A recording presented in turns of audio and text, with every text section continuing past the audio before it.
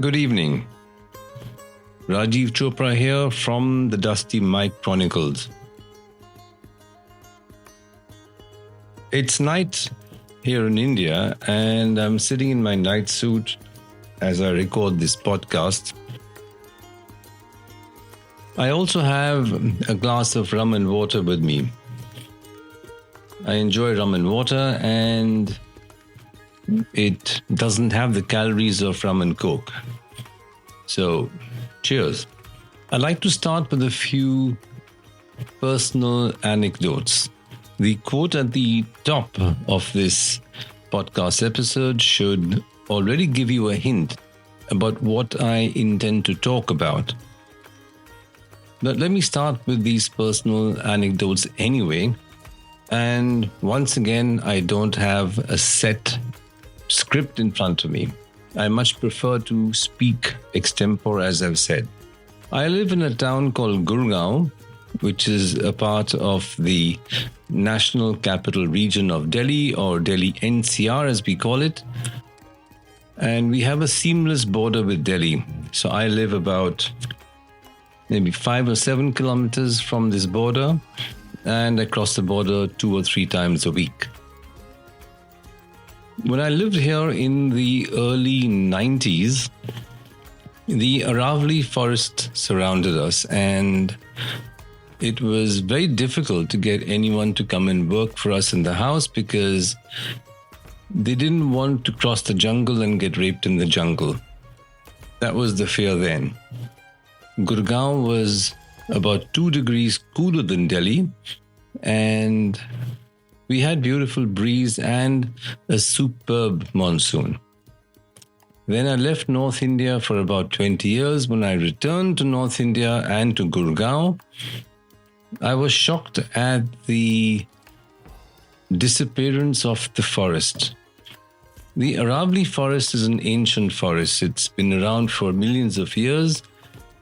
But the way that we continue to rape the forest, I don't know how long it'll last. And in the decade that I've been back, I have seen the forest recede. Which brings me to a point on photography and a point I will return to later. I had lunch with my classmates today, and one of them lives in a town called Malsi. That's Malsi. It's not really a town, it's a village which is near a town called Dehradun, which is at the foothills of the Garhwal range in Uttarakhand in North India. And he tells me that it rains in Malsi, but not in Dehradun. Why? Because most of the trees have disappeared from Dehradun, and we have replaced them with concrete, and we have stuffed the concrete with air conditioning. When I was in Delhi once, I was watching a guard who had been placed right next to the exhaust of an air conditioner, and the poor guy was absolutely miserable. So we have an environment that is disappearing in India.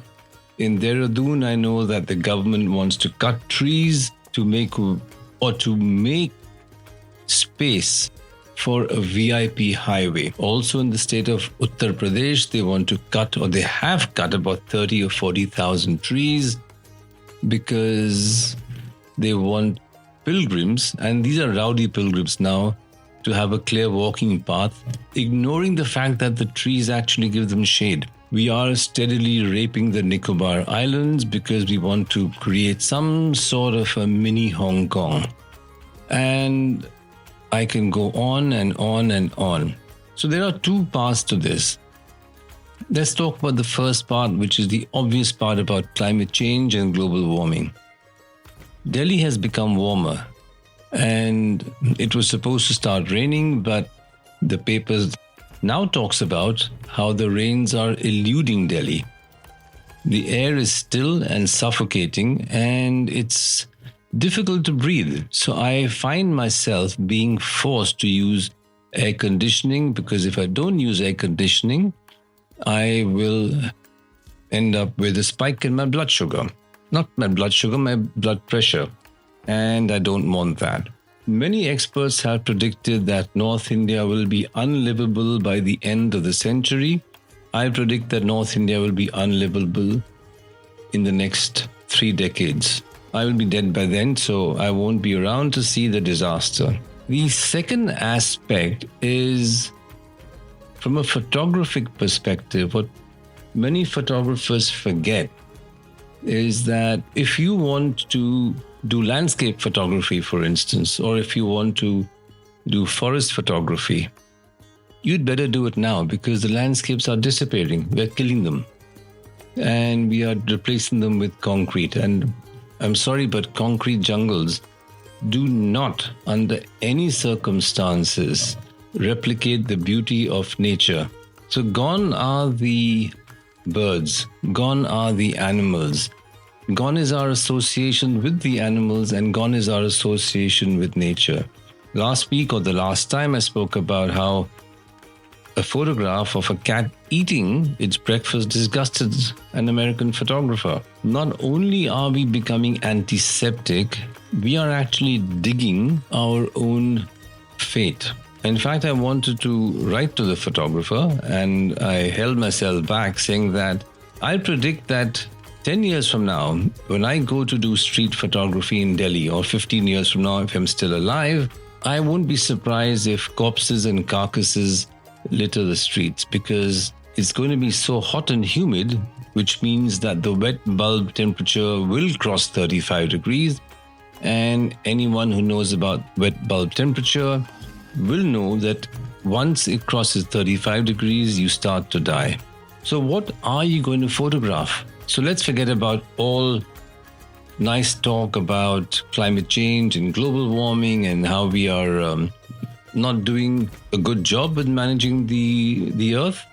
Yes, and I know that we have been manipulating the climate ever since we discovered agriculture about 10 or 12,000 years, but the pace has accelerated. Nothing seems to matter more than money. And it's not as if we are actually driving anything. It's our greed that's driving everything that we do. In the end, if you don't have trees, if you don't have any landscape to photograph, then what will you photograph? In the end, if people start dying on the streets because it's too hot, and if the morgues and the the cremation grounds are too full, the roads are going to smell and stray animals will eat the corpses.